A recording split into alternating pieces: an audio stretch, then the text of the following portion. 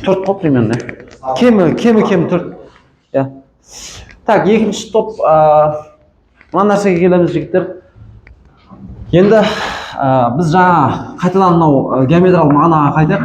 Мынау абсцисса өсі, мынау ордината өсі, мынау y тең f от x функциясы графигі.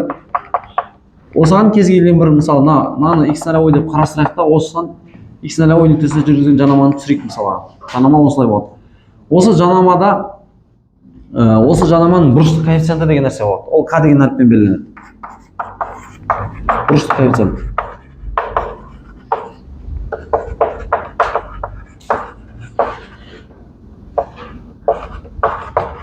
Бұрыштық коэффициент k немесе көлбеулік бұрышының тангенсі альфа. Көлбеулік бұрышының тангенсі. Бұл тек қана тангенс күйінде беріледі, синус котангенс косинус күйінде берілмейді. Көлбеулік бұрышының тангенсі. Так, ол альфа дегеніміз бұл жерде міне x өзінің оң бағытын қандай бұрышпен қиып өтті деген әңгіме ол. Жанама x өзінің оң бағытын қандай бұрышпен қиып өтті. Енді тыңдайық, k мен бізде тангенс альфа екеуі бір оң. Бұрыштық коэффициент, жанаманың бұрыштық коэффициенті, жанаманың көлбеулік бұрышының тангенсі екеуі бір оң. Оған байланысты бірақ формула бар, ол функциядан туынды алып, ол жерге сіз x нолевойыңыз қойып жүресіз. Болды. Сонымен дайын боласыз. Мәселен, мынандай бір есеп берілсін. Y тең x квадрат минус 5x қосылған 7 функциясын x нолевой тең 2 нүктесінде жүргізілген жанаманың бұрыштық коэффициентін табыңыз дейді. K дегеніміз бізде f от штрих x нолевой. Яғни функциядан туынды алып, қазір біз 2-ні қоюымыз керек. На месте функциядан туындысын алатын болсақ, 6x минус 5 қой, дұрыс па? 6 x-ің орнына 2-ні қоямын, минус 5. 7. Яғни көлбеулік жанаманың бұрыштық коэффициенті ақысы 7-ге тең. Болды, есеп осымен бітеді. Дәл осылайша бізден тангенс альфаны сұраған жағдайда да не істейді екенбіз? Осы тангенс альфамыз дәл осы 7 бола береді. Екеуі өйткені тең екенін мына жақта айттық. Ал егер қандай бұрышпен көлбеген деп сұраса, мына тангенс арғы бетке өткізіп жібереміз да, арк тангенс 7 деп қарастыра саламыз. Арк тангенс 7 бұрыш. Бұл бұрыш. Қандай бұрышпен көлбеген деген сұраққа жауап алу. Қандай бұрышпен көлбеген. Жауапқа біз арк тангенс 7 деп не істей салады екенбіз? Белгілей салады екенбіз. Арк тангенс 7 деген бұрышпен көлбеген. Енді көп жауаптылықта арк тангенс 7-ден бөлек тағы да басқа жауаптар болуы мүмкін. Біз арк тангенс 7-ні фактически арк котангенс, арк синус, арк косинусқа айналдыра аламыз емес пе? Мысалы, мынаны арк тангенс 7-ні арк синусқа айналдыратын болсақ қалай болады? Айтады маған. Арк синусқа? Иә. Сендерге миды қозғайтын бір не болсын, өткен тақырыптар бойынша. Біз бұлай ойланатын, мынаның астында бір бар деп ойланамыз да. Тангенстің ережесі қарсы жатқан катеттің іргелес катетке қатынасы, дұрыс па? Мынау қарсы, мынау іргелес. Түбірасы 50 болады, мынау 49, 1, 50, түбірасы 50 дегеніміз ол 5 түбірасы 2. Мынау қарсы жатқан катет 7-нің гипотенуза 5 түбірасы 2-ге қатынасына тең болса. Сонда арк синус 7 бөлінген 5 түбірасына 2. Немесе мынаның иррационалдан арылған версиясы келуі мүмкін. Көп жауаптылықта бұл. Бір жауаптылықта болса, однозначно бізде арк тангенс 7 келе салады деген. Енді осы жерде бір момент бар жігіттер, егер бізде тангенс альфамыз терістен шығып қалатын болса, онда қазір бір мысал келтіре салайын. Мәселен, y тең 2x квадрат минус 10x қосылған 1 дейік мысалға. X нолевой тең 1 нүктесінде жүргізілген жанама абсцисса өсін қандай нүктеде, абсцисса өсін қандай бұрышпен көлбеген?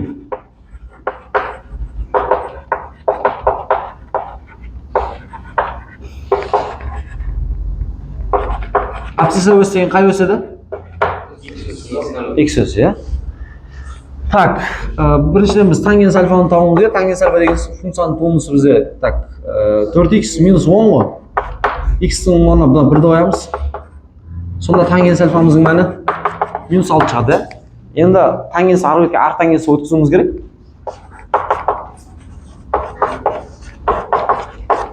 Ол енді негізі ар тангенсінің ережесі бойынша минус алдына шығарып жібердік та. Минус ар тангенс 6. Бірақ егер біз осы бұрышпен көлбеді десе қателесеміз. Өйткені мынау бізде 4-ші ширектің бұрышы. 4-ші ширектің бұрышы ол бізде 270-360 арасында ғой. Фактически бізде немесе сүйір немесе доғалмен жаңағыдай сүйір немесе доғал болып, яғни немесе бірінші ширек немесе екінші ширектің бұрышымен көлбеу керек. Ол 4-ші ширектің бұрышымен көлбеу мүмкін емес. Сондықтан біз бұған бір пиді, яғни 180 градусты қосып жіберуіміз керек, чтобы оны айналдырып апарып екінші ширекке лақтырып жіберу үшін, алға қарап жылжытып ше былайынан.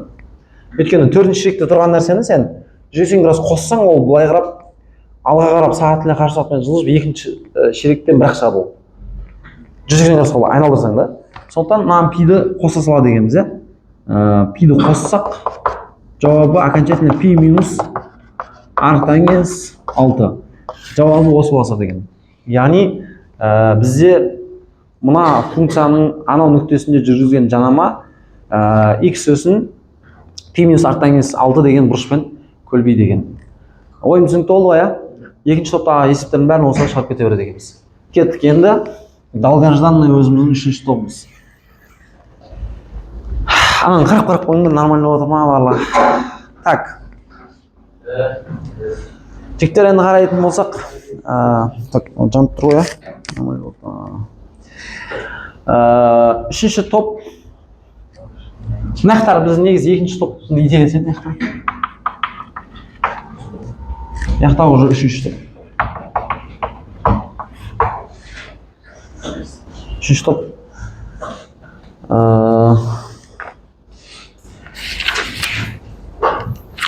Үшінші топтың тақырыбы мынандай ғой. Бүгін біз қандай жағдайда түзулер бір-бірімен параллель болады, қандай жағдайда қандай шарт орналасқан кезде перпендикуляр болады деген сияқты нәрселерді қарастырамыз. Бірінші бастамайды, бірінші мына нәрселерді түсінейік. Егер тең бізге f от x функциясы берілсін да. Және егер тең j от x деген басқа бір функция беріледі. Екі функция беріледі. Екі функцияның графиктерінің қиылысу нүктесін табу үшін қара. Бұны лекция ретінде жазып қойсаңдар да болады. Конспектте. Екі функцияның, мына екі функция беріліп тұр ғой саған. Екі функцияның графиктерінің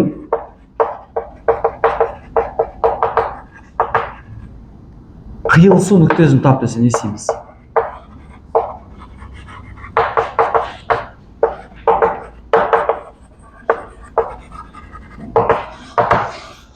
Екі функцияның графиктерінің қиылысу нүктесін табу үшін не істейміз деген сұрақ, ja?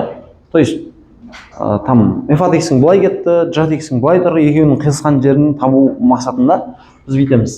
Екеуін тупо теңестіре саламыз. Болды, бірақ ереже бар. Екі функцияның бірімен қиылысу нүктесін табу үшін екеуін тупо теңестіре саламыз.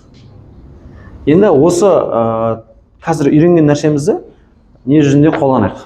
Практика жүзінде қолданайық. Ол қалай болады?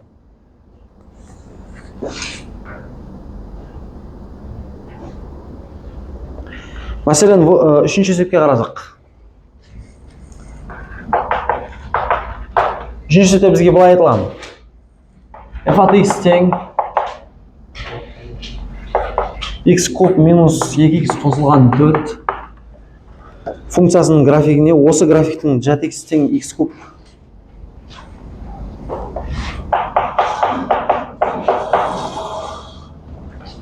жанаманы мынаған жүргізу.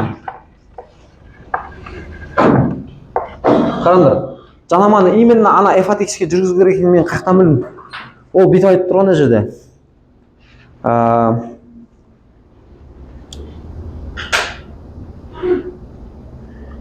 Так. Міне f от x тең x куб минус 2x қосылған 4 функциясының графигіне, мына функцияның графигіне жанама жүргізіп жатыр. Енді бізге функцияның графигіне жанама жүргізу үшін бізге не керек? X алау керек, дұрыс па? Енді сен сұрайсың ғой, мысалы, встречный вопрос қоясың ғой. қай нүктеде жүргізейін? Оның ішінде миллион нүкте бар ғой, мысалға. Мынау x куб минус 2x қосылған 4 деген функцияның графигіне именно қай нүктеде жанама жүргізейін? Өзгеріп отыра береді ғой жанамалар. Сол кезде мен саған жауап беремін. Именно мына функциямен қиылысатын нүктесінде жүргіз деп айтамын. Значит, біздің алдымызда тұратын нәрсе мына екеуін, осы екі функцияның графиктен қиылысу нүктесін табу керек, ал ол үшін біз екеуін теңестіре саламыз. Яғни x куб пен x куб минус 2x қосылған 4 екеуін теңестіре саламыз, иә? Көрдің ба, екеуін бірімен теңестіргенде, екі функцияны теңестіргенде бірімен қиылысу нүктесі шыға салады. Екеуі қысқарады, минус 2x бір өте плюс 2x болып өтеді, x тең 2. Оказывается, x бойынша олар 2 деген нүктеде не істейді екен, бірімен қиылысады екен. Соны как раз таки мен не істеп аламын, x нолевой деп бекітіп аламын. Значит, x нолевой 2 екен, енді осыны апарып мына нүктеде таған жанама жүргізе салады екен. Так, значит, ары қарап уже как стандартный еді, f от x нолевой, яғни f от 2. 2-ның кубы 8 минус 4 қосу 4, ана кетеді 8 қаласы қалады. Функцияны туындалам. 3x квадрат азайтылған 2. f от штрих x нолевой, яғни f от штрих 2. 12 азайтылған 2 тең 10 ба? Кеттік. Жанама теңдерін жазамыз енді. 8 қосылған 10 x минус 2. Сонда 10x минус 20, 8-ден 20 алсам минус 12 бола салады. Сонда мынау бізде 10x минус 12-ні бере салады екен. Түсіндіре алдым ба ойымды? Сұрақ жоқ қой. Яғни мына есептен біз қандай жаңа идея алдық? Маған айтыңызшы.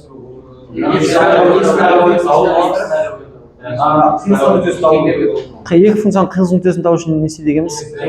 Теңестіре салады екенбіз. Сол идея. Екінші үйренетін теорияларыңыз, жігіттер, бұл бізде y тең f от x функциясы ox өсін, ox өс деген абсцисса өс. Қай нүктеде қияды деген сұраққа жауап іздеу үшін. Яғни ox өсімен қиылысу нүктесін табу үшін. Жоқ, мен бұл алдыңғыдан новый идеяма қоя салайыншы, мен осынша. X тең 0 деп аламыз да. Ладно. Так, f от x, y тең f от x функциясының графигі ox өсін қай нүктеде қияды деген сұраққа жауап іздейтін болсақ. Қара, мынау ox өсін қиып баратқан кезде y мән 0-дің тұсына тұрады ғой. Мынаны қиған кезде y мән 0-дің тұсына тұрады ғой. Сондықтан y-ті 0 деп аламыз. Просто y-ті 0 деп аласыз да, сол кезде y-дің оны просто 0-ді қойып, сол жерде теңдеу пайда болды, сол теңдеуді шешсең, соның қиылысатын нүктесін табасың. Түсіндіре алдым ба? Мәселен, айтайық, y тең x квадрат минус 7x қосылған 12 деген функцияны алайық. Осы функция ox өсін қандай нүктеде қиып өтеді?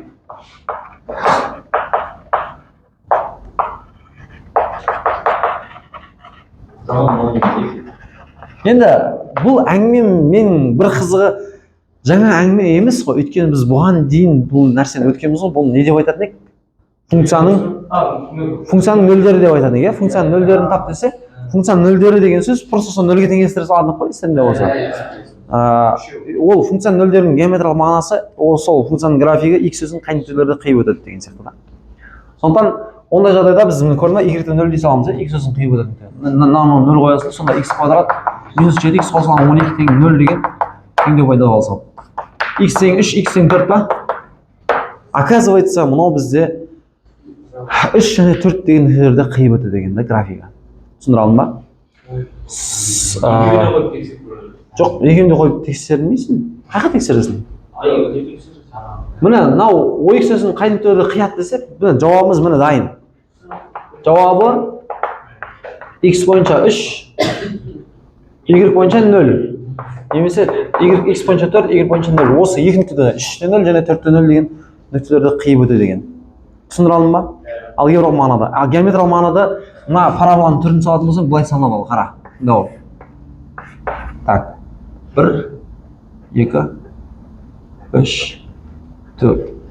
Параболаның төбесі ол кіресін нүктеде ол 3,5 болады. Так, мына 1, 2, 3 шарымда жатады да. 3,5-ды қоятын болсақ, нерде 12-де 25. 7-ні 3,5-ға көшсек қанша болады? Көбейтсек. 21 24 жарым ба? 0 минус 0 20. Саған былай болады екен.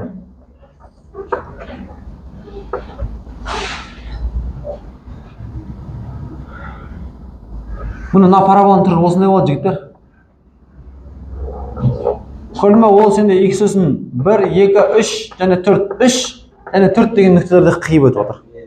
Плейсментке жазып көрсеңдер де болады да. Түсіндіре алдым ба ойымды? Сондықтан x өсін қиып өтетін кезде y мәнін тупа 0 қоя саламыз. Енді y тең f от x функциясының графигі y өсін қай нүктеде қияды десе, иә, дәл өзі. Қай нүктеде қияды десе, бұл жолы x-ің мәнін 0 аламыз. Өйткені қарады. Мынау енді қарсай, мына y тең f от x функциясының графигін y өсін қиған жеріне назар аударайық. Сол жерде x-ің мәнін 0-дің тұсында тұр ғой, байқап отырсың ба? Y какой-то бір мәнін білмейміз, онда бірақ x-ің 0 екеніне гарантия бере аламыз. Сондықтан x өсін қиған кезде y-ді 0 деп аласың, қарамай шығып тұрыны. Y өсін қиған кезде x-ді 0 деп аласың. Түсін ба? Қай осьті қиып жатыр, соған против жатқанын 0-ге теңестіре саласың. Мысалға, мына функцияның қайттан қарауға. Именно осының жаңағыдай. Y тең x квадрат минус 7x қосылған 12 y өсін қай нүктеде қияды десе, x-ті 0 десек, сонда қара y мәні 0, 0, 12 болса деген. Значит, y-ті 12 деген нүктеде қиып өтеді деген.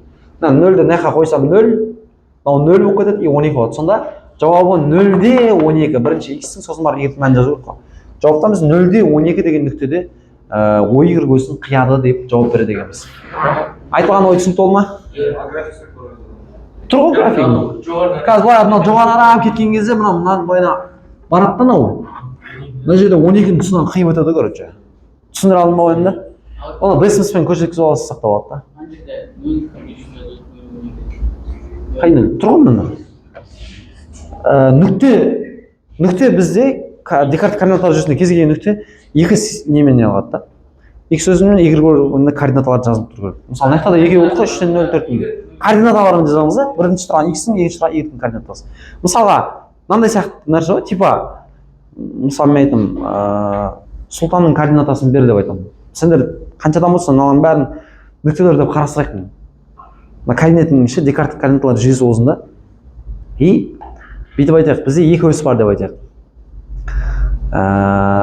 Бағандар өсі бар, мына. Абзалдың отырған бағаны бірінші баған, екінші баған, үшінші, төртінші, бесінші, 6 баған бар бізде. Дұрыс па? Былайынан бағанмен келеді. Стал бетіспен. Сосын қатарлар. Бірінші қатар, екінші қатар, үшінші қатар, төртінші қатар. То есть бізде екі өс бар болсын да? Образно говоря, бізде екі өс бар болсын. То есть бағандар өсі бар, сосын қатарлар өсі бар да. Енді осы өстердің ішінде, мысалы, Сұлтан. S нүктесінің координатасы. Так, 1, 2, 3, 4, 5-ші баған, екінші қатар. Мен сонда 5-те 2 деп жазамын. Түсіндіре алдым ба? Координата беру деген нәрсе сондай нәрсе ғой. Оны біз енді Декарт координаталар жүйесі деген тақырып өткен кезде более подробно қарастыра салады екенбіз. Так, мына жердегі идея түсінікті болма жігіттер барлығымызға. Ар жаққа бір естеп сыйдыруға болады ау. Мына қарайғанда. Мәселен қараңдар. Ең бірінші есепті қарайық. Үшінші топ В1-дегі.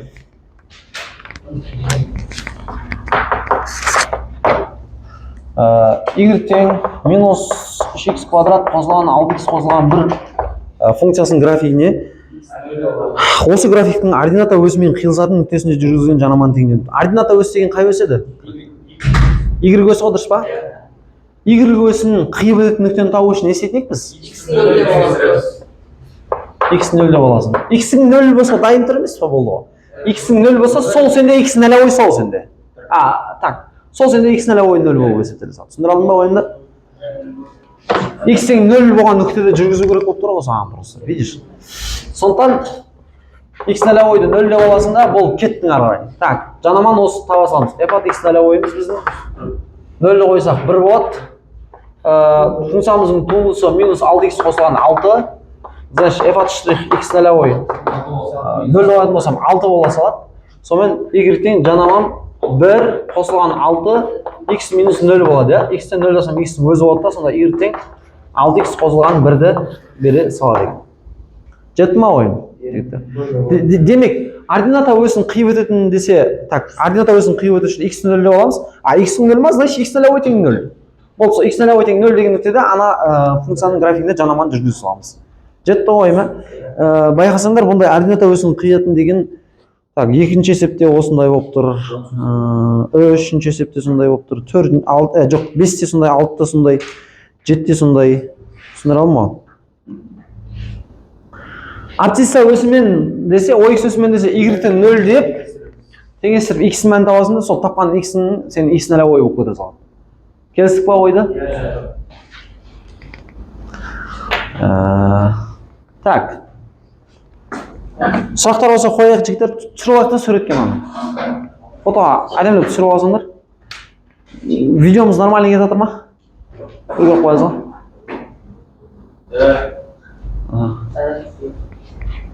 Жоқ, нормально.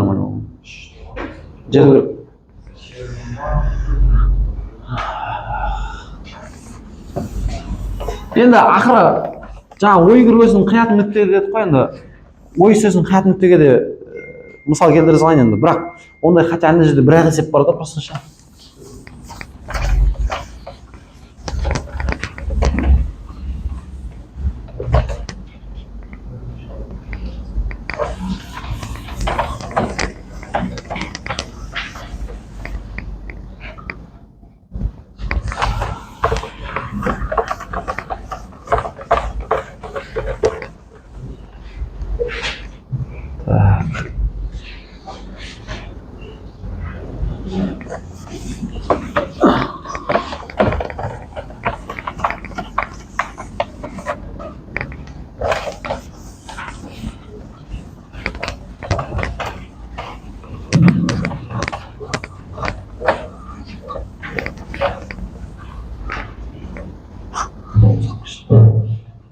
Так, сонымен өзім ойдан бір мысал келтірейін, қараңдар.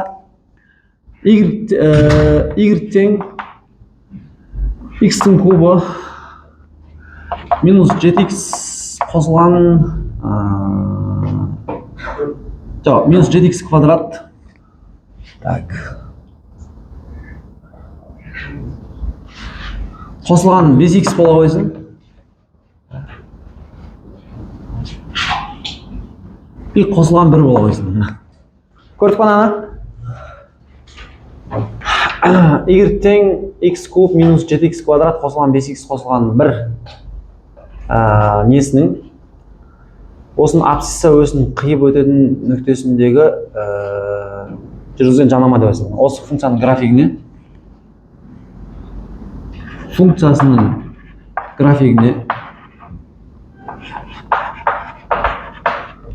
OX өсімен қиылысу нүктесінде жүргізілген жанама теңдеу.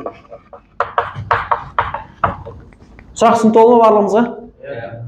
Мына функцияның графигіне, осы функцияның графигінің OX өсімен қиылысатын нүктесінде жүргізілген жанама тапты. OX өсімен қиылысу үшін не істеуіміз керек еді? Y-ті 0 деп аламыз, яғни нағымын 0 қоятын болсақ, x куб минус 7x квадрат қосылған 5x қосылған 1 тең болады 0-ге. Жігіттер енді бұл жерде x мәні 1.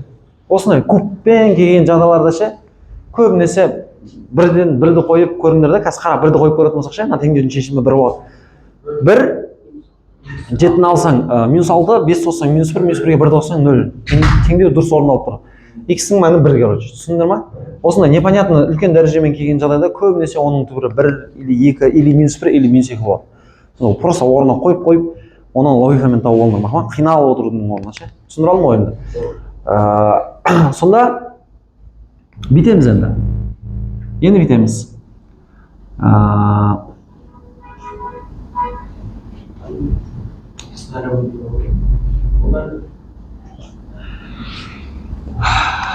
Ал подробно бір деген жауапқа қалай барамыз дейтін болсаңыздар, бүйтіп келуге болдым. Бұл жерде. Мына x кубтың қасына x квадраттың біреуін аламын да минус x квадрат деймін. Сонымен ары қарай мына жерде минус 6x квадрат қала ма? Оның минус 5x квадратын жазамын да мына қасына 5x жазып қоямын. И 1 минус x квадрат қалып кетті, оны нерге қоя саламын. 1-дің қасына қоя саламын. енді мән беріп қара. Мынау минус x квадрат, минус 5x квадрат, минус x квадрат, барлығы минус 7x квадрат береді. Просто минус 7x квадрат шаштым ғой жан жаға. Мына екеуін топтастырамыз, мына екеуін топтастырамыз, мына екеуін топтастырамыз, короче. Мына x квадрат, x минус 1 қалады іште, минус 5x жақшан шығып берсе, x минус 1 қалады тағы да, минус сыртқа шығарып жесек, x квадрат минус 1 қалса. Мына екеуін бірінен ішіне алып жібере саламыз, то есть x негізі анантты ала салайық та сразу, сосын барып не алайық. X квадрат минус 1-ді жіктеп ала салайық та. Түсіндір ма? X квадрат, x минус 1, минус 5x, x минус 1. Мынау x минус 1, x плюс 1, дұрыс па? Барлығында бізде x минус 1 деген жақша бар, оларды бір жақша ап сыртқа шығарып жасаламыз. Жақшан үшін мына x квадрат жазылады, мына жақта минус 5x жазылады. Сосын мына жақта минус x плюс 1, минус x минус 1 деп аша салайық, бола ма? X минус 1 тең 0-ге, x квадрат минус 6x минус 1 тең 0-ге. Негізі мұның мәні x тең 1 деген шықты да наяқтан. Мұның мәні иррационал болып кетеді тұр, жігіттер. Иррационал болып кетеді тұр да. Төбірасымен шығып кетеді тұр, сондықтан біз бүйтейік. Қиылысатын нүктесінде именно бүтін мәніндексіне жанама жүргіз деген. Просто уточнение бере салайықшы, хорошо? А то сенде қазір мына теңдеу шешетін болсаң ше, он бір нүктеде емес, тағы екі, общий үш нүктеде қиып өтейін болып тұр осында получается. Түсіндір алдың ба? Сондықтан мен енді өзім сөзімді дұрыстап қояйын. Жаңағы бір-ақ нүкте емес, мына нүктелерде неге жүргізілмеді деген әңгіме болып жүрмесін. Именно мына нүктесінде бүтін нүктесінде жүргізейік, бола ма? Сондықтан x нолевой бізде 1 бола салады. X нолевой 1 болатын болса болды. Главное x нолевой тауып алдым ғой. F от x нолевойым қазір 0 шығады. Өйткені біз мына y-ді 0-ге теңестірдік қой. Дұрыс па? Мына 1-ді қойып шықсақ, қазір 0 шығады әңгіменің қысқасы. Туынды аламыз. x квадрат минус 14x қосылған 5 па? F от штрих x нолевойды қоямыз, яғни 1-ді қоятын болсақ 3 минус 14 плюс 5 минус 6 болса. Жанаманы теңдеу. Y тең 0 минус 6 x минус 1. Ашамын. Минус 6x плюс 6 болса. Немесе 6 минус 6x. Минус 6x плюс 6. Радиус. Түсінікті олай, абсцисса өзін қиып өткен жағдайда не істеу керек түсінікті олай. Дәл қазір сендерге мынандай теориялық білім берілді уже. Үшінші топтың алғашқы 9 есебін смело шығарылатын да ше. Бірақ бұл жақта бізде есептердің саны 26. Яғни біз 33%-ға пока что игеріліп тұр үшіншісіне. Дальше игеруді жалғастырамыз. Енді параллель және перпендикуляр мәселесі. Асау бір қиындығы жоқ. Қараңдар. Жанама деген нәрсе ол бізде түзу ғой, дұрыс па? Жанама ол түзу. Бір емес бірнеше түзулерге бір-біріне қатысты позицияларда қалай орналасады, бір-біріне параллель болады, немесе бір-біріне қиылысады. Қиылысқанның ішінде ерекше қиылысатын бар, ол перпендикуляр, яғни 90 градус жасап қиылысады. Сондықтан бізде y деген y1 деп жазайықшы. y1 деген бізде функция бар. Осы функцияның несі, то есть сызықтық функция, яғни түзу берілсін. Ол k1x қосылған b1 болсын. Мынау өз алдына бөлек бір түзу. Арғай y2 ол k2x қосылған b2. Ол да бір бөлек бір түзу. Енді осы екі түзудің бір-бірімен параллель болуының шарты y1 мен y2 параллель деген знак мынау. Жайлап геометрияға кіре берейік, жай кіре берейік осындай. Майда-майда символдармен, элементтермен, я. Мына екеуі параллель болу үшін шарты k1 мен k2 тең болу керек. Ойым түсіндір алдың ба? k1 мен k2 тең болу керек. Ал перпендикуляр болу үшін, мынау перпендикулярдың белгісі мынау. k1 мен k2-ның көбейтіндісі жіктер бізде минус 1-ді беру керек. Болды. Осы екі шартты біз не істеуіміз керек екен, соблюдать етуіміз керек. Керемет нәрсе мынау екеуі ше. Көп адамдар білмейді ғой. Сендер бүгіннен бастап білесіңдер. Сендер байсыңдар, короче. Түсіндіңдер ғой, көңіл күйлерің болмай жатса, айтыңдар, мен мынаны білемін ғой, мысалға. Көшеде қанша миллиондаған адам жүр, мынаны білмейді, мысалға. Мен білемін. Деп ше, түсіндіңдер ғой, давайте есеп жүзінде көрейік. Мысалы 10-шы есеп. Иә? Перпендикуляция кеңістігімізді параллель кеңістік перпендикуляция. Көбейтіндісі минус 1 деген сөз. Параллель түрі мынау ғой жігіттер, мынау бүйтіп тұрған түзумен бүйтіп тұрған түзу параллель. Перпендикуляр деген мынау екенін түсініп тұрған шығарсыздар, иә, былай. 90 градус жасайды. Параллель былай орналасады, перпендикуляр былай орналасады. Мынау ма? Сол екі түзудің берілгендері ғой мынау. Түсіндіре алдым ба? Энергия сыйдырып болады екен ғой да, энергия сыйдыра салайықшы жігіттер. Y1 мен Y2 параллель болу үшін К1 мен К2 тең болу керек. Y1 мен Y2 біріне перпендикуляр болу үшін К1 мен К2-ның көбейтіндісі минус 1 керек. Ясақ. Мына жаққа бір жерге қолны бәрін сыйдырайық па, жаңағыдай сұрақ болып қалмас үшін ше. Түсіндіңдер ме ойымды? Давайте барлығымыз 3/10-ға қарап жүрейік. 3/10 оқыңдаршы, алдарынан қараңдар бәрін. Іштерінен берілген бір оқып шығыңдар. Оға. Мен пока ана жақтан сырт қоя жазайын, ақтағасын. Өздерің оқи беріңдер.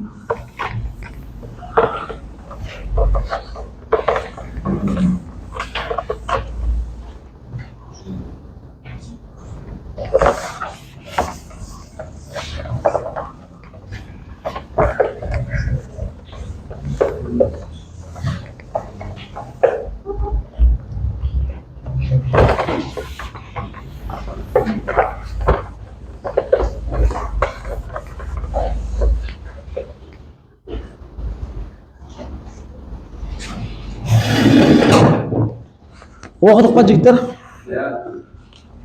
Енді өзімде бір дауыстап оқиын. F от x тең 2x квадрат минус 5x қосылған 3,5 функциясының графигіне жүргізілген жанаманың jat x тең минус 3x қосылған бір түзуіне параллель болатын теңдеуін табыңыз дейді. Демек, негізі жанама жүргізілу керек мынаған. Осы функцияға жүргізілу керек.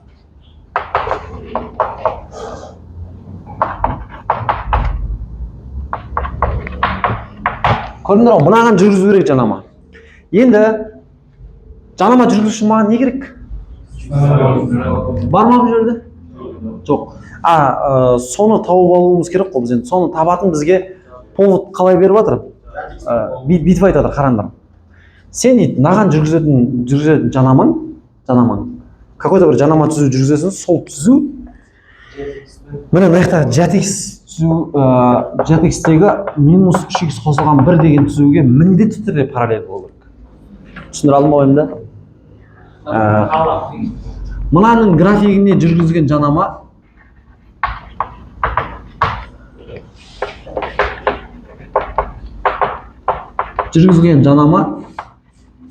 айдалада жатқан бұл вообще бір өзі айдалада жатқан jat x тең минус 3x қосылған 1 деген бұл түзу да. Осы түзуге мына jat x тең минус 3x қосылған 1 түзуіне параллель болсын. Параллель болатындай жанаманың теңдеуін тапып тұр ғой, короче. Түсіндіре алдым ба ойымды? Енді қараңыздар, жігіттер. Сұрақ түсінікті болма? Сұрақ түсінікті болса 70%-ға есеп шықты деген сөз. Сұрақ түсінбесе сұраңдар. Түсінікті болма? Ержан, түсінікті болма сұрақ? Кеттік. Онда мынаған жүргізілетін жанаманың теңдеуін, допустим, былай ойлайық. В конечном итоге ол kx қосылған b деген какой-то бір не шықсын. Бола ма? Пока что касада, басада белгісіз болып тұрған бір жанама, біздің жанамамыз болашақта осындай бір формаға келеді, дұрыс па? Өйткені жанамалар көбінесе jat x қосылған 5, минус 3x қосылған 6 деген сияқты солай келіп жатыр ғой. Сол секілді kx қосылған b версиясына біздің болашақтағы жанамамыз осы біздің. Қазір табатыншы. Бұл біздің болашақ жанамамыз. Жанама түзуіміз мына түзумен параллель деген нәрсе айтылып тұр ғой. Онда мынаның k-сы, міне k деген всегда x-ің алып отырады. Міне k1x қосылған b1, k2x қосылған b2. Екеуінің k-лары міне x-тердің алына тұрған сандар. Міне мынаның k-сы минус 3, мынаның k-сы k болып тұр. Дұрыс па? Айдаладағы түзудікі минус 3 k-сы, біздің k-мыз k, пока неизвестно. Енді параллель болу үшін олар тең болу керек қой. K1 мен k2. Дұрыс па? Онда мына мен мынау тең болу керек. Значит, не істеймін мен k тең минус 3 деп алсам. Түсіндіре алдым ба ойымды? Екеуі тең болу керек. Параллель болу үшін. Енді k деген нәрсе не еді ол бізде? K деген нәрсе бізде f от штрих x нөлевой емес па? Дұрыс па? Бұрыштық коэффициент дегеніміз ол функцияны туындалып, оған x нөлевой қой деген сөз емес па, иә? Бізде функциямыздың туындысы қазір 4x минус 5 екенін түсініп тұрған шығарсыздар, иә? 4x минус 5. X нөлевой білмеймін. Сол 4x минус 5-ке x оны x нөлевой қойсам, 4x нөлевой минус 5 болады. Сол минус 3-ке тең болады. Соны адырсыздар ма ойымда? Функциядан туымды алып, x-ің орнына x нөлевой қойсам, ол жерде 4x нөлевой минус 5 деген өрнек пайда болады. Сол менде минус 3-ке тең болу керек. Түсіндіре алдым ба? Бұл жердегі мақсатымыз біздің x нөлевой табу ғой жігіттерге, короче. X нөлевой берілмеген, бірақ мынаны повод қылып беріп тұрды, короче. Минус 5 яғына плюс 5 қойды, 4x нөлевой тең болады, 2 болады. X нөлевой тең болады, 0,15 болады екен, екінші түртке өсіп. Сонда көрдіңіз бе, x нөлевой таптық, x нөлевой тапқаннан кейін болды, бүкіл проблема шешілді деген сөз былайша айтқанда. Жетті ме ойым? Сонда кеттік енді. Жаңағыны табамыз енді. F at x нөлевой табамыз бірінші. Яғни f at 0,5. 0,5-ның квадраты 0,25, 12-ге өсем 0,15 болады. Минус, маған 0,15, минус 2,5, осы 3,5. Так, мынау минус 2, 1,5 бола ма? F at x нөлевой 1,5 болады. Ал f at штрих x нөлевой, ол дайын ғой жігіттер, ол минус 3 ғой, ол дайын ғой. Даже қойсаң да сол минус 3 шығады бәрібір ше қазір. Енді жанама теңдеуін тауып жасаймыз. Y тең f at x нөлевой 1,5 болды. F at минус 3, x минус 0,5. Ары қарай y тең 1,5 минус 3x плюс 1,5, 1,5-ға қоссам 3 болады. Y тең 3 минус 3x болады сонда. Дұрыс па? Немесе минус 3x плюс 3 болады екен. Пожалуйста, міне. Скорее всего, былай берілген осы ғой. Минус 3x қосылған 3 деп. С жауабы. Так, сұрақтарыңыз бар ма жоқ?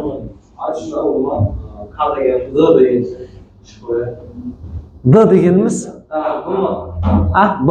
Б дегеніміз я шоқ тұр ғой бұл жерде. Б деген босымша ғой, без ничего деген сөз ғой. Орысша айтсам без ничего, Б деген қазақша айтсам босымша. Б, көрдің бе? Екеуі де Б-дан басталып тұр ғой. Жаңағы үзіктірді f at x пен a at x теңіздік табады. Теңіздік таба алды. Жігіттер, ол жерде екеуінің қиылысу нүктесінде деп айтса теңестіресің. Егер бізге да бүйтіп айтса да f at x-тен 2x квадрат минус 5x қосылған 3,5 функциясымен x минус x қосылған бір екі функцияның графиктерінің қиылысатын нүктесінде жанама жүргізсе, екеуін теңестіресің. Мынаның сөзі вообще оған ұқсамайды ғой. Бұл жерде вообще басқа әңгіме айтып тұр ғой. 2x квадрат минус 5x қосылған 3,5 функциясының графигіне жүргізген жанама x минус x қосылған бірге түсуіне параллель болсын деген әңгіме айтып тұр. Ана жақта қиылысын, ана жақта параллель болсын деп отыр.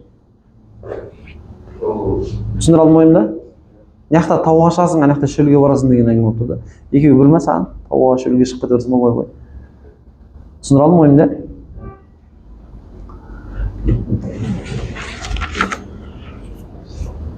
Кір.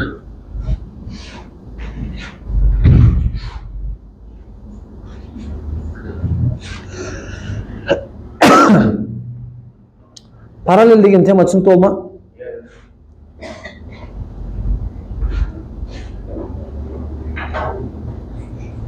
Ана жердегі x орнына x нөлевой қойып, соны минус 3-ге теңесін бәрі. Иә. Тағы бір құрастыра салайықшы осы. Өзім ойдан құрастырайын. Просто кітаптан келтіре бермесем, кітап азайып кетейін деп тұр ғой, короче. Сіздер есеп қалмайын тұр да. Так. Мысалға жүргізген жанама мынаған бізде параллель болсын.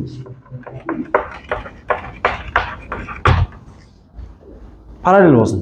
Қараңдар. Иә, біздің болашақтағы неміз y тең kx қосылған b болады. Мынаның k-сы 5, мынаның k тең 5 деп аламыз. Түсіндіре алдым ба? K деген ол бізде f at штрих x нөлевой. 5-ке тең. F at штрих 6x минус 2 ма? Туындысы 6x нөлевой минус 2, значит. Соны 5-ке теңестіреміз. Бесіміз.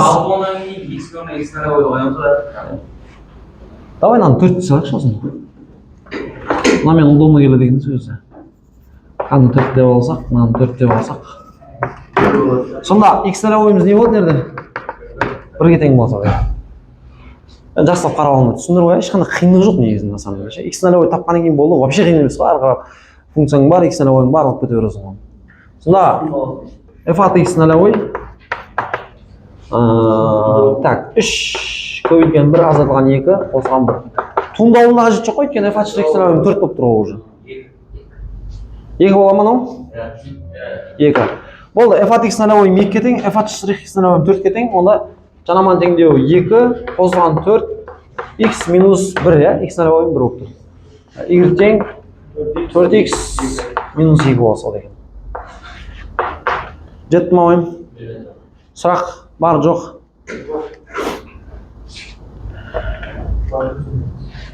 Аяғында f от x нолевой қалай 4 екенін тауып бересіз. Тұр ғой мынаның алдында 4 тұр ғой. Мынамен параллель болу үшін k-лары тең болу керек қой. K1 мен K2 мына тең болу керек параллель болу үшін. Түсін ба? Параллель деген нәрсе айттым. Енді дәл осы есепті перпендикуляр деп сұраса не істейміз? Дайте, оны да қарайсыздар.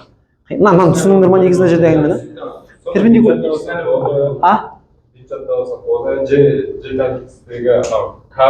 ананың туындысына тең.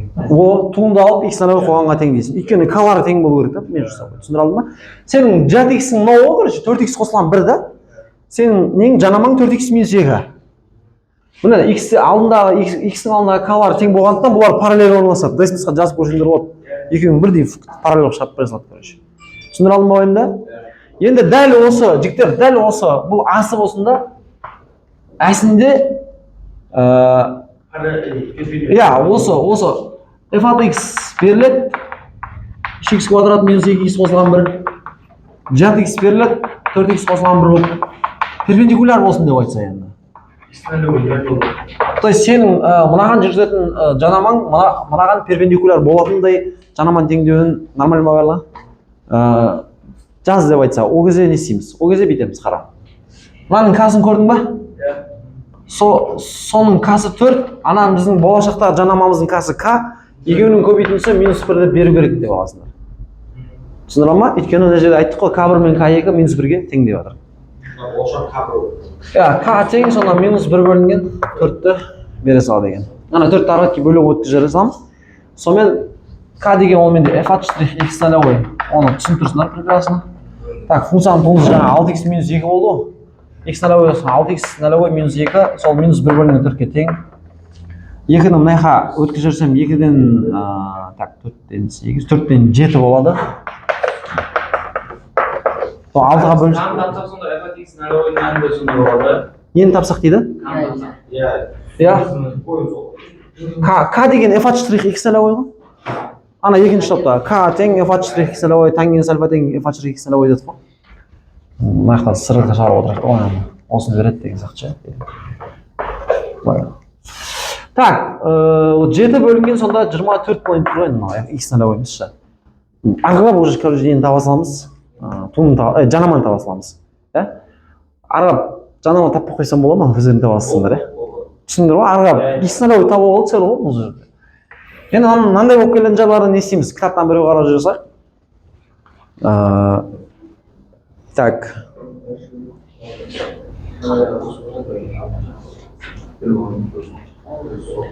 Жігіттер, кітаптағы мына есепке қарайық. 14-ші есепке қарап жүріңдер. Кітаптағы 14-ші есеп.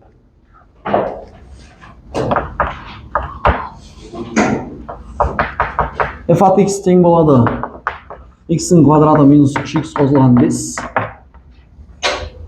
Функцияның графигіне 2x минус 3y қосылған 1 тең 0 түзуіне перпендикуляр болатындай жанаман жазып жатыр. Бұл жолы түзуің сенің андай басқаша берсе деген, мынау плюс 1 қойғанда жүр, Қалай келген? Бұл жерде сенде жаңадан проблема пайда болды да, ол сенде 2x минус 3y қосылған 1 тең 0 деген не болып тұр, Осы жерде минус y неға баратын болсақ, плюс y 2x қосылған 1, y тең 3-тен 2, x қосылған 3-тен 1. Түсіндіре алдым ба ойымды?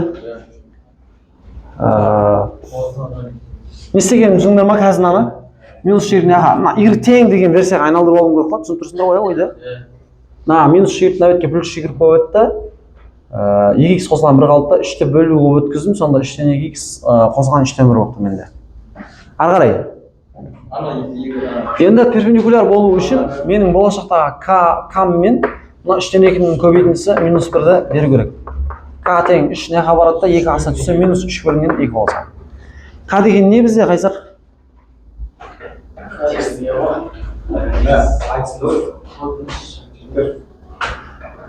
К деген не Елхан?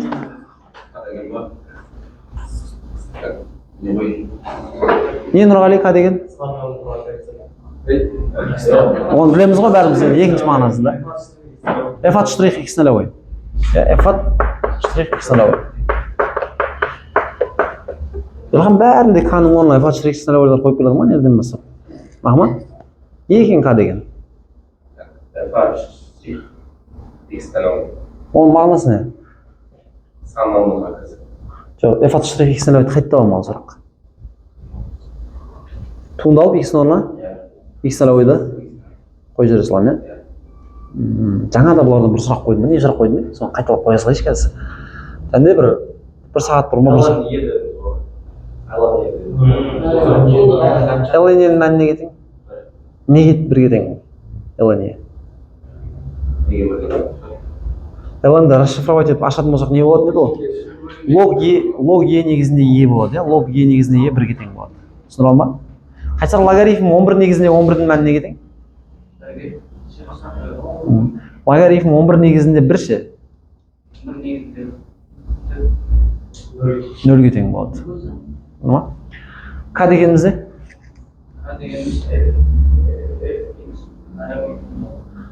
К дегеніміз не? F штрих x нулевой. F штрих x нулевой деген сөз, мына мына функцияны туындалып x-ің орнына x нулевой негізі. Мынаның туындысы 2x минус 3 болады. 2x минус 3, x орнына x нулевой десем 2x нулевой минус 3 болады. Сол бізде минус 3 бөлінген 2-ге тең болса, да? Так, 3-не қарай өтеді. 3-тен 2-ден 3-ті алып болсам 2-ден 6, 2-ден 3 бола ма қайттан? 2-ге бөліп жүретін болсам x нулевой тең 4-тен 3 болса. Енді бұны до конца апара салайық енді бұны. F от x нулевой, яғни f от 3 бөлінген 4. Ол бізде, так, 3 бөлінген 4-тің квадраты 9 бөлінген 16, минус 9 бөлінген 4 қосылған 5. Ортақ бөлім 16-дан болса, наған 4-тен, наған 16-дан беріп, 16-дан 9 азайту 36 қосылған 80 ба? 54, 44, 53. 53 бөлінген 16 басады. Түсіндіре алдың ба?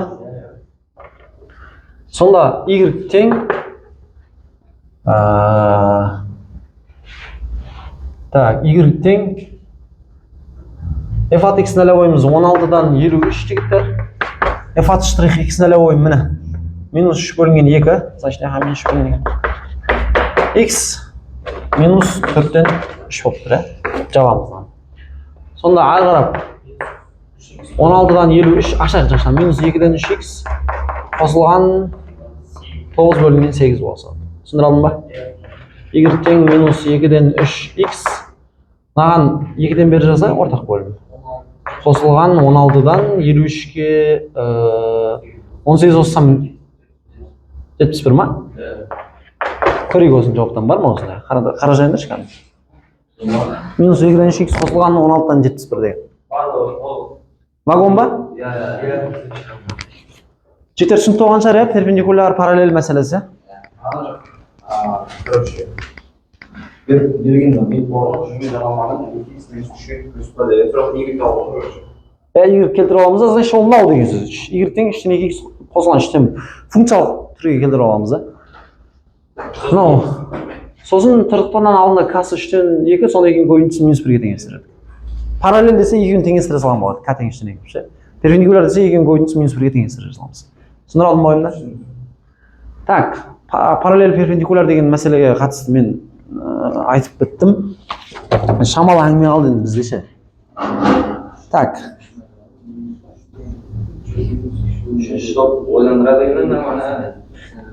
Ойландырғанда, просто мен бүге шүге сейін көп сөйлеп түсіндіріп алдым да. Чтоб сендерді вообще 1 грамм вопрос қалмай, бәрі есептерді қазір. Мен осылай түсіндірем ма, когда даталы түсіндірем, сол кезде сендерді шығарған кезде вообще вопрос қалмай, қытылат шығып тайсыңдар да. Ма? вопрос қылмайтындай қылып түсіндіріп жатырмын. Каждыйына отдельно шаблондар жасап тұрып жатырмын да. Әйтпесе айналдырған 26 есеп қой негізінде. Так.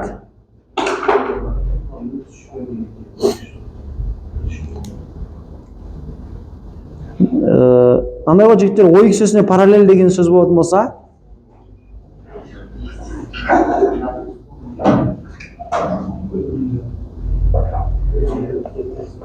18, 19, 20 есептерге назар аударатын болсақ ше?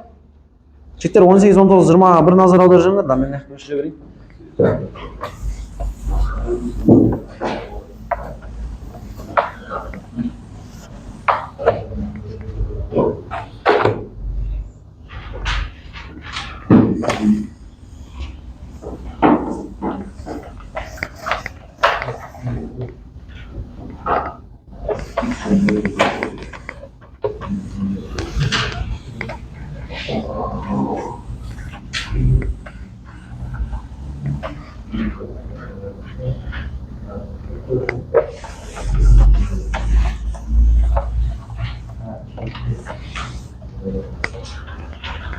Ой кісесіне параллель болатын жанама сейт. Енді сендер тыңдап жүрсіңдер, мен қанша сендерге айтып отырмын. Кім маған айтады, осының мағынасы не? Ой кісесіне параллель болатын жанама жаса деген. Аны түсіріп алдыңдар ма жігіттер негізі?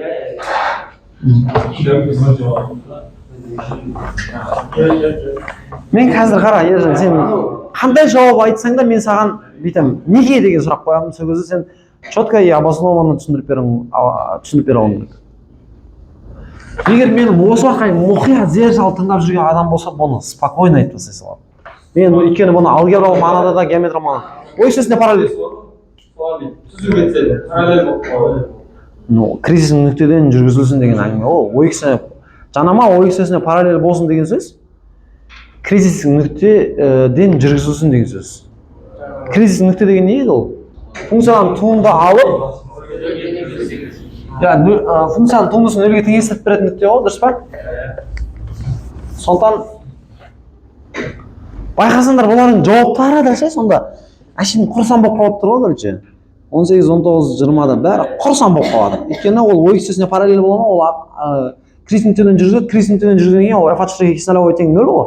f(x) нолевой 0 болатын болса, ол яқын бар нөлге айналдырып жатады, яқтағы әшейін f(x) нолевойларын ғана қақтырады да сен. Сондықтан ой кісесіне параллель деген ситуацияларда так, y тең f(x) функциясының графигіне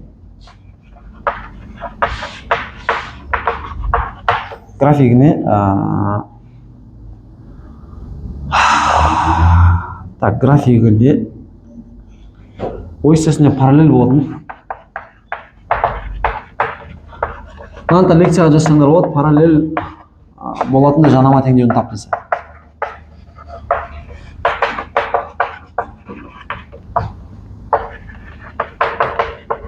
Жанама теңдеуі деп сұраса, жігіттер, ол ой кісесіне параллель болу үшін ол кризистік нүктеден жүргізу керек. Кризистік нүкте деген сөз функцияның туынды алып, сол x оны x нөлге қойсам, соның мәні 0 болу керек деген сөз. Былайша айтқанда k нөлге тең ғой, короче. Или тангенс альфа нөлге тең. Тангенс альфа нөлге тең, өйткені сенде как раз таки ол x-сын қиып өтпейді, ол x-сіне параллель болады. Ешқандай градуспен қимайды былайша айтқанда. Сондықтан мына шартты орындасаң болды. Мен енді сол үш есептің любой біреуін көрсете салайын. Мәселен, қарастырайық. 20-сын есеп қарастырайық. 20-да бізге былай берілген. f(x) тең болады. 1 бөлінген x квадрат қосылған 4x қосылған 5 функциясының графигіне жүргізген жанаманың теңдеуі дейді. Ой кісесіне параллель болатындай деген әңгіме.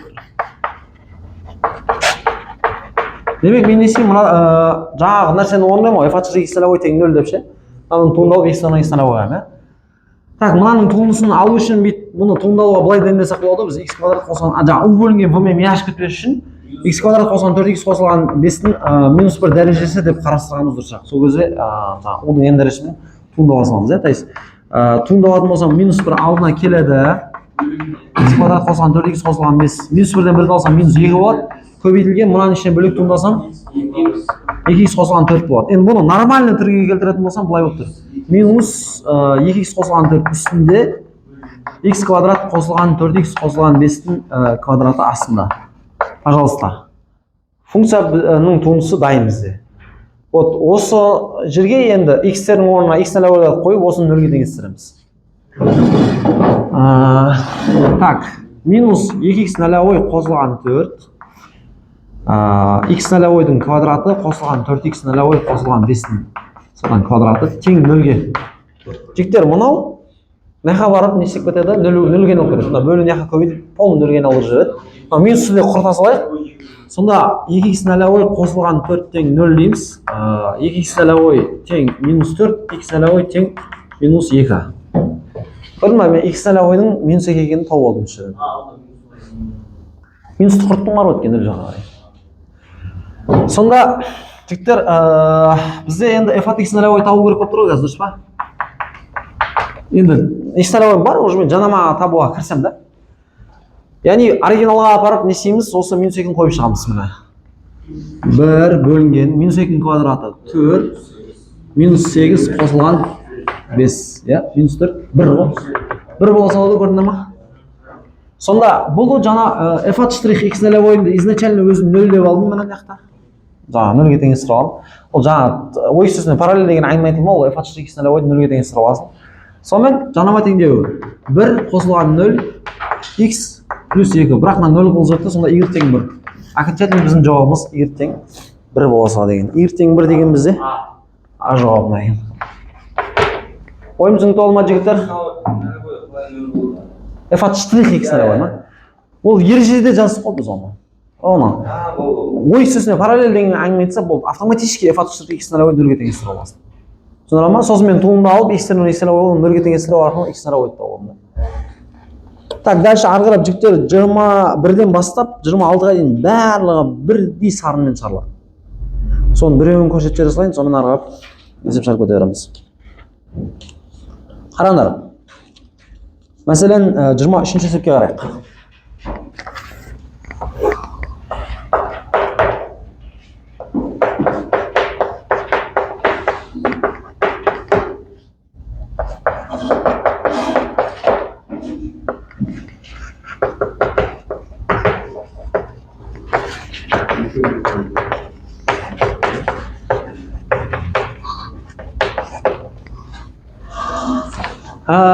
f от x тең x квадрат минус 4x дейді, 2-де минус 5 нүктесінен өтетін жанама дейді. Бұл жолы біз негізі кеше бірінші топта қарастырған кезде біз былай ойлап қалдық қой, короче. f от x нөлевойдан x нөлевойдан f от x нөлевой деп ойлап қалдық қой.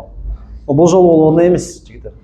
Өйткені қара. Енді сен сұрауың мүмкін менің қалай сонда, қай кезде қалай болады ол деген сияқты. Сөзге мән беріп оқы. Ана жаңа бірінші топта бұлар келген кезде бүйтіп келеді. Мына функцияның графигін мына нүктеде жанап өтетін жанаманы тап деп айтатын. Ол кезде сен x нөлевойдан f от x нөлевой деп ұрып кете беретін. Бұл жолы бүйтіп айтатын жоқ саған.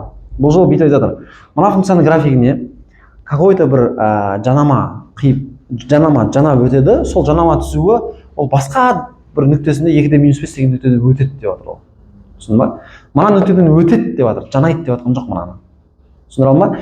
Оның ше мына нүктенің мынаған вообще қатысы жоқ екенін былай-ақ біле салуға болады. X-ің орнына 2-ні қойсаң, y-ің мәні минус 5 шығып бере алмайды. Қара, 2-ні қойсаң, 2-нің квадраты 4, 8, 4-тен 8 алсаң минус 4 болып қалады. Минус 5 шықпай қалды. Значит, мына нүктенің түкке қатысы жоқ, короче айтқанда. Мынаған. Бұл соңында кімге қатысы бар десең, бұл жанамаға қатысы бар. Типа мына жерде мынандай әңгіме болып тұр ғой. Мынау бүйтіп тұрған ертең f от x функциясының графигі ма? Мынадан жанама жүргізейік. Жоқ. Мынадан жанама жүргізейік те саған. Осы жанаманың мына жердегі бір нүктесін беріп тұр ғой саған. Түсіндіңдер ма? Мынау неизвестно, короче, біз білмейміз. Бірақ сода жанап өткен біліп тұрмыз да. Но саған жанаманың айдаладағы басқа мынамен жанасатын емес, басқа өзінің бөлек өтетін бір нүктесін беріп тұр саған былайша айтқанда. Разницаны түсіндіңдер ма? Не болып жатқаны жердегі? Жоқ.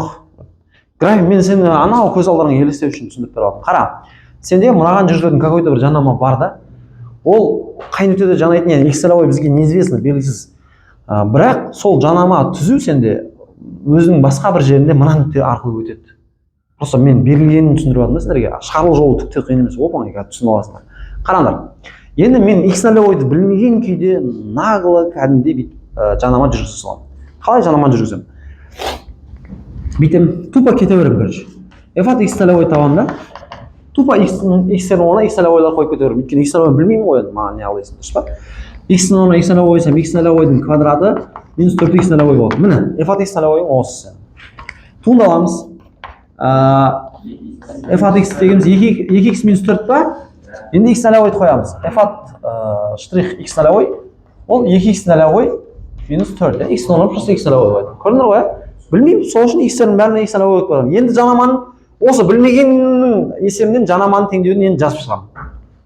X нолевойымды білмеген кездегі жанамам. Y тең f от x нолевойым менің x нолевойдың квадраты минус 4x нолевой қосылған f от штрих x нолевой мынау менің жақшаға аламыз жігіттер, жақшаға алған күйі жазамыз, түсіндіңдер ма? Сөйтіп жақшаның ішіне x минус x нолевой жаза саламын. Вот видите, менің когда x нолевойымды білмеген кездегі именно мына функцияға жүргізген жанамам осындай болады. Жанаман таптым, наполовину, потому что x нолевой белгісіз. Енді қараңыз, осы жанама сізде мына нүктеден өтіп жатыр ғой бір қызығы. 2 минус 5 деген. Что это означает? Это означает, что сен x-тің орнына қазір мына жердегі x-тің орнына 2-ні қойсаң, y-ның мәні минус 5 шығады деген сөз. Сол арқылы біз x нолевой тауып алуға бізде шанс пайда болады. Түсіндіре алдым ба? Мынау 2-ңізді апарып x-ның орнына қоясыз, минус 5-іңізді апарып мынаны орнына қоясыз. Яғни минус 5 тең x нолевойдың квадраты әлі де x нолевой белгісіз. Минус 4x нолевой қосылған 2x нолевой минус 4.